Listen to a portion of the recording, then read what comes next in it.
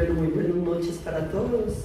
Estamos aquí hoy nuevamente para formarnos con el Catecismo de la Iglesia Católica en esta primera parte y vamos a invocar al Espíritu Santo para que sea Él el que nos ilumine y nos ilumine en lo que debemos hacer, cómo lo debemos hacer y lo que debemos decir.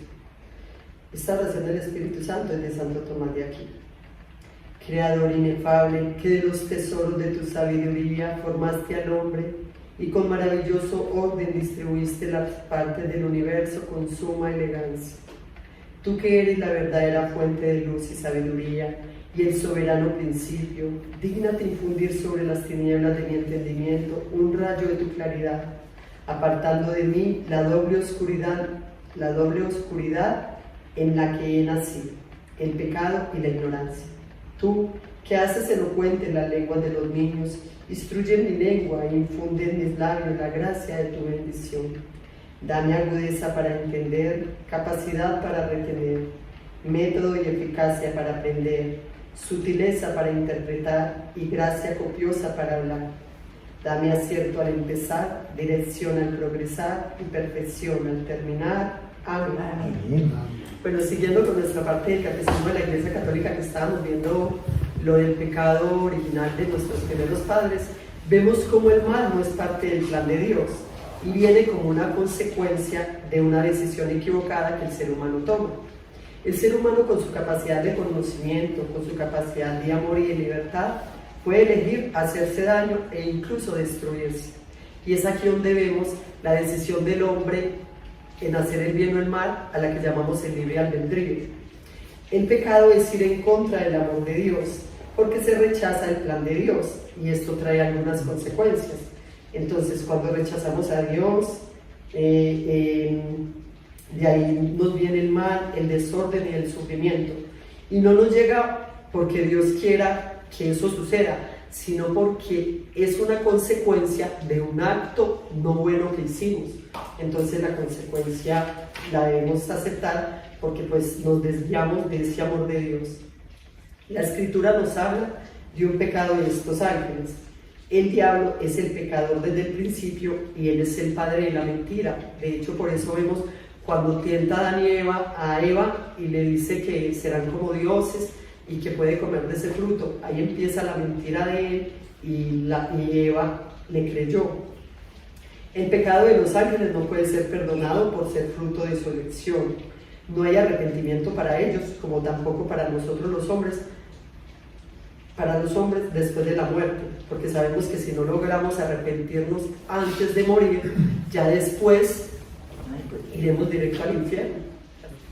Bueno, la más grave de las consecuencias de estas obras ha sido la seducción mentirosa que ha inducido al hombre a desobedecer a Dios.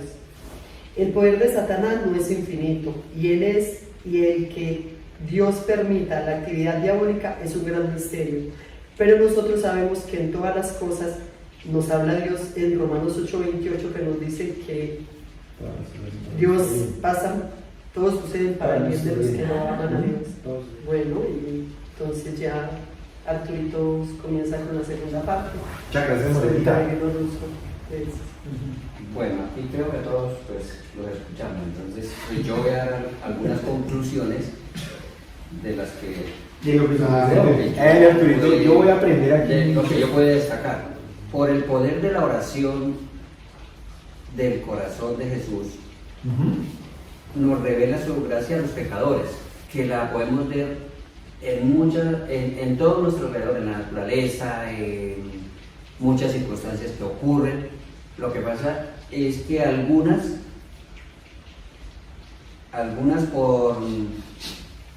por nuestra naturaleza de seres humanos ni siquiera las percibimos, pero están sucediendo. Como pongo un ejemplo contrario, como por ejemplo por el poder de la oración de Jesús, muchas veces nos salvamos de un accidente, ¿sí? Estuvo a punto de cogerme el carro, ¿sí? Pero pues es una gracia que nosotros no la logramos ni siquiera detectar muchas veces, pero eso nos ayuda a protegernos de muchas circunstancias adversas que hay en la vida Claro. humana. Hay que escuchar la naturaleza porque allí se vuelve sensible el corazón.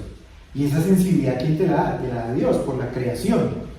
Y esa creación es la que nos ayuda a sentirnos mucho más hijos de Él y apartarnos un poquito del mundo en el que vivimos. Pues tenemos que vivir allí, pero estar en la naturaleza, eso es lo que yo veía, porque decía yo lo tenía como un ítem del resumen: el corazón te muestra más allá de lo que los ojos pueden ver.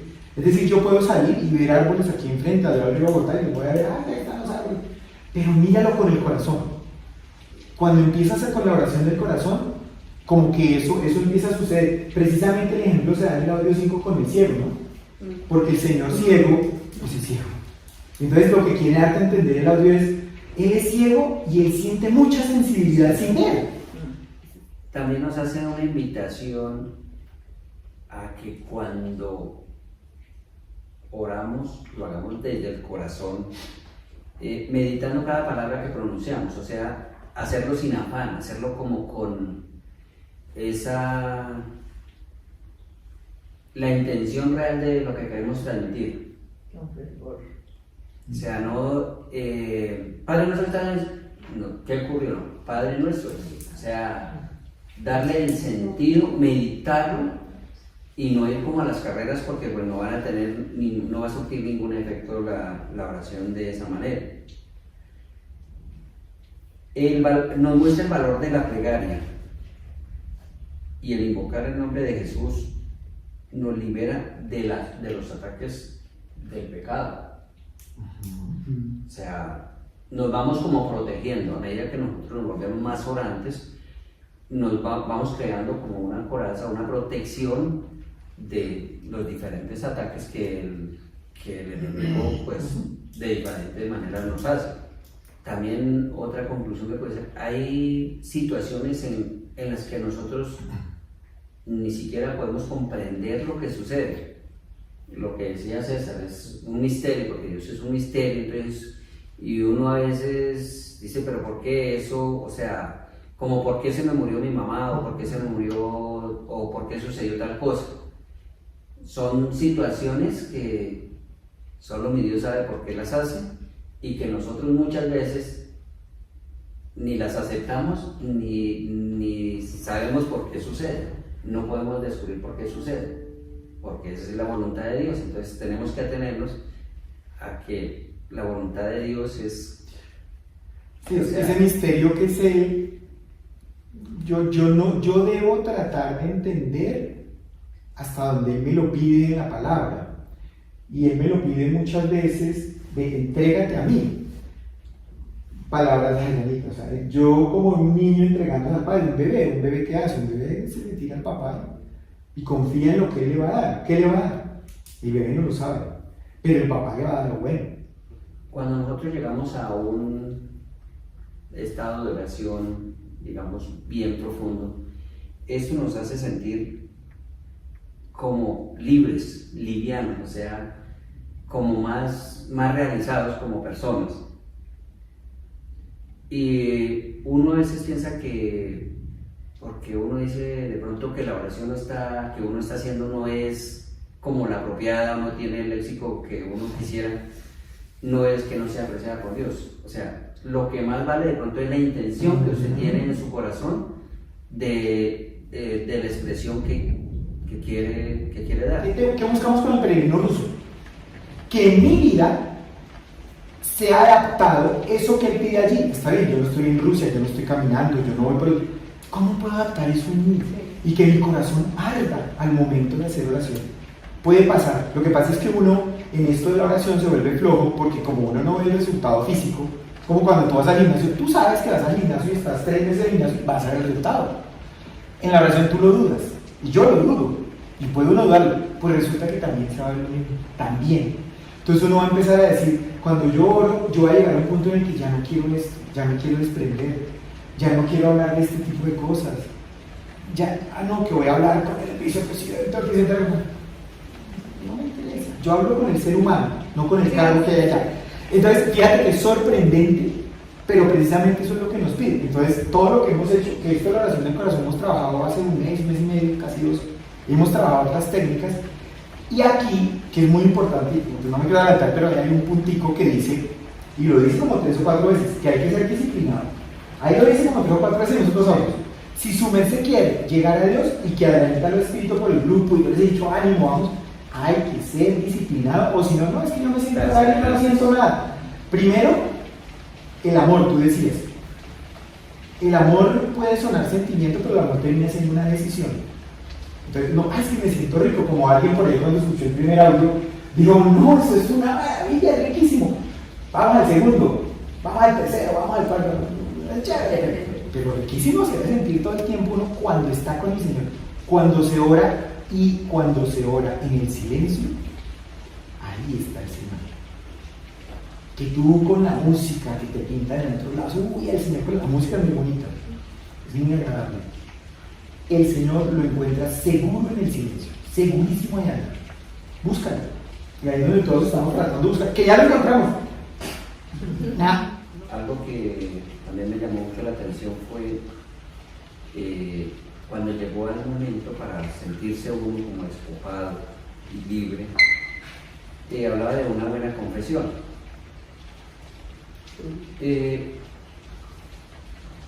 Y no es llegar a decir que bueno, yo he hecho tal y tales cosas, sino nunca nosotros, por ejemplo, nos confesamos, creo que ahora nos ha pasado, creemos en la palabra de Dios, o sea, estamos seguros de que creemos en eso, en la palabra, estamos llenos de orgullo y sensualidad, amamos a Dios y al prójimo. Entonces, esas eran las preguntas que hacía él como para una confesión bien hecha. ¿Cómo estamos en eso? Una confesión de O vida. sea, eso digamos que es de cada ser, saber cómo estamos en esos parámetros que él o somos, o nos dedicamos a juzgar a los demás y a juzgarnos a nosotros mismos. Entonces, eso era algo que él decía que si nos habíamos confesado de eso, Importantísimo. en eso, y nos ponía esos parámetros. Y ahí también decía en esa parte, Alberto, perdón, que meta la cuchara de que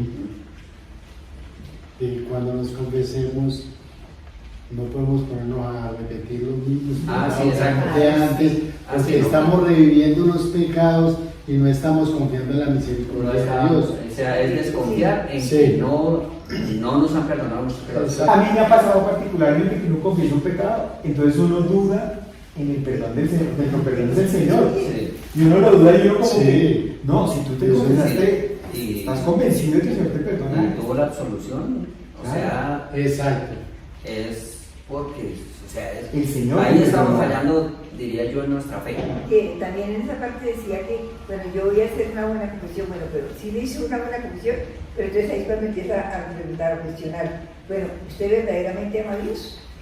¿Usted verdaderamente hace lo que bueno, usted dice que ama a Dios, pero sin embargo se sienta a perder el tiempo, no le importa si más oración, y esto cuando, eso es amar, ¿no? Estar siempre pendiente de eso, entonces ahí también se pone una a pensar, porque también es cierto, le dice, si le da prioridad a Dios y lo ama sobre todas las cosas, ¿es verdad?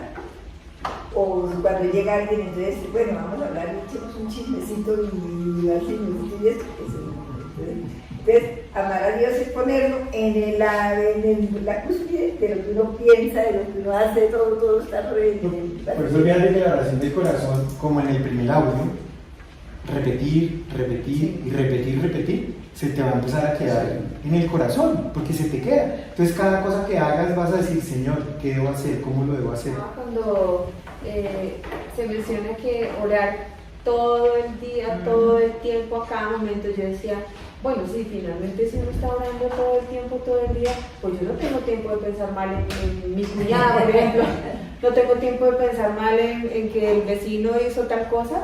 ¿Por qué? Porque tengo mi mente y mi corazón con Dios. Entonces yo veo algo, bueno, Dios, hago la oración que todavía no me la sé bien, No. pero Pero si yo estoy pensando siempre en Dios y tengo mi mente ocupada en eso que es tan positivo y que está alimentando mi corazón y mi alma, pues yo no sé muy bien sobre qué me hizo, pero lo menciono. Pero yo pienso que eso es una clave súper importante. Hay algo importante que dice, cuando se ora, nos fortalecemos y aceptamos la voluntad de Dios. Exactamente, Sí. o sea, lo que hacemos Aceptamos la aceptar la voluntad de Dios. que viene con los acontecimientos de la vida. Ellos me van mostrando a mí cuál es su voluntad. Y no es como, ¿qué hago, Señor? Sí. Pídele que te muestre, te lo va a mostrar. Nosotros como seres humanos decimos sí, que se haga la voluntad de Dios, pero ahorita que nosotros por aquí tenemos la voluntad de nosotros. Claro. Y eso no debe ser así. No me vas a decir que en oración de pronto, Señor, si tú quieres, puedes hacer esto, solo si tú quieres. Exacto. Pero algo, no, haz lo que quieras, Señor. Sí, tenemos que abandonarnos en él. Exactamente. Sí, porque no importa lo ciego, lo mocho que seamos, para Dios todo es posible siempre y cuando estemos con Él y pegados en la oración. También en esa parte me gustó mucho cuando habla de cómo confesarse, y a pesar de que uno decía, bueno, es que el peregrino mira lo bien que hacía, mira cómo el sacerdote lo cuestiona, pero mira, es que cuando te confieses no hagas memoria de otra gente, que traigas otra gente a la confesión, porque pues es tu pecado, allá Dios juzgará a nosotros y ellos verán si se arrepienten. Otra también que le dice el Padre, le dice, has venido para arrepentirte y no te arrepientes de que no sepas arrepentirte. Esto es de que tu arrepentimiento sea tibio y negligente. Hay que estar con el corazón contrito. Bastante. Cuando se van a confesar y que la solución es, bueno, vamos a confesar este pecado. A mí me suena que hay arrepentimiento, ¿no? De verdad, le da dolor. Yo también creo que es una gracia, ¿sí? Y es una gracia que hay que pedirla, ¿sí? Y de pronto muchos desconocemos eso, ¿no? Así como le pedimos al Señor muchas cosas, también hay que decirle, Señor, dame la gracia de que me duela amargamente mi pecado, ¿sí? Y si somos constantes en esa petición, realmente el Señor nos da un dolor desgarrador, como se lo dio a Pedro, la tercera vez que lo negó. De esa manera nos va a doler a nosotros el pecado. Entonces sería muy bonito que nosotros empezáramos a pedir esa gracia, Señor, dame la gracia de que realmente me duela ofenderte, y dame la gracia de aborrecer el pecado. Los grandes santos dicen, lo único que tenemos que odiar es el pecado, y pedir esas dos gracias, y así con toda seguridad cada día pecaremos menos. El Señor es misericordioso, pero no debemos excedernos en confianza. Por ahí lo dice en un audio. Ojo, en el audio 6 por ahí lo dice. No, que el que peque reza en pata. Cuidado, porque hay mucho. Eso, hombre. O sea, el Señor es misericordioso, pero el Señor no es tonto. Sí, o sea, No es tonto. El Señor nos... robé y como es misericordioso sigo robando, no es como... No, si yo robé, yo debo decir, me arrepiento del pecado y voy a tratar de no hacerlo. Que si caigo otra vez, es porque yo no lo tenía planeado, fue algo que se dio y vuelve. Y Él puede ser misericordioso siempre y cuando me arrepienta. Pero yo debo Sí, buscar... es como la intención que, o sea, eso que juega como la intención o sea, de los hechos. O sea, si yo me confesé que robé, pero salgo y bueno, pensar en lo que vas a ver, quién está a ver quién está por ahí mal ahora. puesto. No, obviamente ahí no hay... O sea, ahí no tiene ningún sentido. Ahí contrición. no puede ser misericordioso Dios con uno, porque es que usted no se ha arrepentido. No hay arrepentimiento. Yo quiero aclarar de pronto algo. Sí, señora. No sé si se tenga claridad en esto, y es que vemos que como Dios es misericordioso, desconocemos la justicia divina, ¿sí? Y son dos cosas que una no quita la otra. El hecho de que sea misericordioso el Señor no quiere decir que Él no tenga una justicia divina, como tiene una ira santa, ¿sí?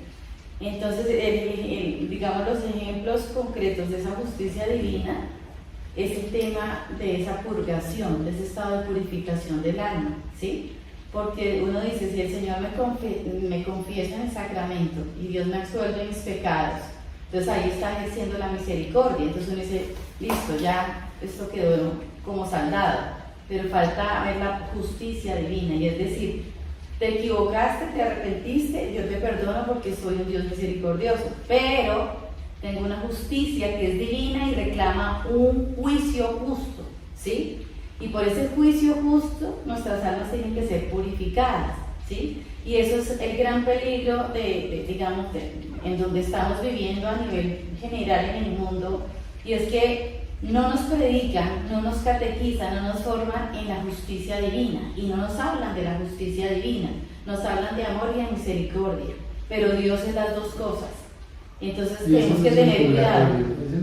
La justicia divina siempre, Dios siempre está porque Dios es todo en todo momento, omnipresente, omnisciente, ¿cierto? Entonces esa justicia divina se aplica, digamos que hablando humanamente, las 24 horas, ¿sí? Como la misericordia de Dios, las 24 horas, ¿sí? Pero así como Dios ejerce su misericordia las 24 horas, la justicia divina de Dios también la está reclamando las 24 horas.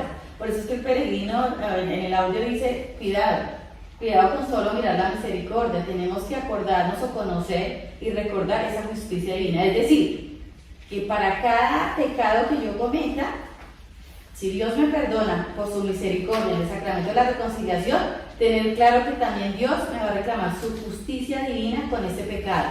Y a eso nosotros le llamamos tener que reparar el pecado, es la justicia divina. ¿Sí quedó claro los complementos? Claro, Alexito iba a que si eso no es el purgatorio. Voy a ponerlo en términos prácticos hacia acá. Por lo general, nosotros no sabemos cuál es la decisión de Dios, si eso nadie lo sabe, solamente Él lo sabe, ¿correcto? Es un poco exagerado el decir, como nuestros hermanitos separados lo manifiestan, que si por boca de Dios yo proclamo que Dios es el Señor y el Señor Jesús nuestro Salvador, estoy salvo, es un poquito exagerado. ¿Por qué? Porque es que lo más seguro, de acuerdo a la palabra, es que tú o vas al purgatorio o te condenas. Pero es que todos vamos al cielo. Hay que tener cuidado en eso, porque es que al cielo van las personas, va una persona que tenga pulcritud total, el ser humano es un alma pura y que esté blanca. Pero entonces quiere decir que tenemos un depósito de que yo debo tratar de resanarlos. Que allá nos está guardando para el tiempo que vamos a dudar en el purgatorio. Sí. ¿O qué? Es Por un las estado. preparaciones. Nosotros, por el pecado original, ya cuando Dios nos pone en el vientre de la madre, ahí ya agarramos el pecado original, porque ya estamos materializándonos, así seamos células, moléculas, átomos, ya estamos materializados, ahí ya tenemos el pecado original. Nos bautizaron, Dios nos perdona el pecado original, uno de los grandes regalos del sacramento del bautismo, nos perdona el pecado original, pero resulta que eso tiene consecuencias, haber pecado. Nosotros no, pero estamos heredando ese pecado original. Y hay consecuencias que yo le llamo raíces. Dentro de esas raíces, que ya nos perdonó Dios en el bautismo, el pecado original, pero hay unas raíces. Y una de esas raíces se llama la concupiscencia, es decir, la inclinación al pecado. Yo quedo con el gusto de pecar.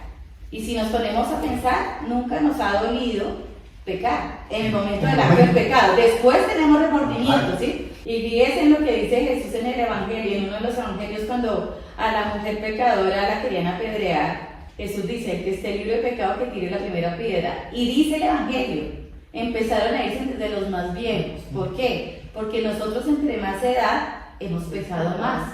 Claro, nos hemos confesado, nos han perdonado, pero hemos pecado más. Entonces, ¿cómo podemos nosotros restar ese estado de purificación? Y es haciendo actos de reparación en este mundo. Ejemplos concretos, ¿sí? Yo le dije groserías a César en una pelea, ¿cierto? Voy y me confieso con el padre, digo, padre, yo fui grosera con mi esposo, me arrepiento, bla, bla, bla, bla, bla. Bueno, yo te absuelvo porque de verdad me dolió, me absorbí. Pero no estoy reparando, me falta la reparación, es decir, consolar esa justicia divina de la que hablamos. Entonces yo, si César está vivo, yo debo acercarme con humildad a César, decirle, por favor, perdóname, fui grosera contigo, me dejé llevar de la ira, lo que quiera. Independiente de la reacción de César, yo ya estoy reparando mi pecado, ¿sí? Independiente de la reacción, no depende de la reacción de César, independiente. Otro ejemplo, yo me cogí un dinero de un bolsillo de una persona que ya falleció. Entonces yo digo, bueno, lo confesé, pero ya no le puedo decir a la persona que fui yo la ladrona, que me perdone, que le voy a devolver su dinero porque ya esa persona falleció.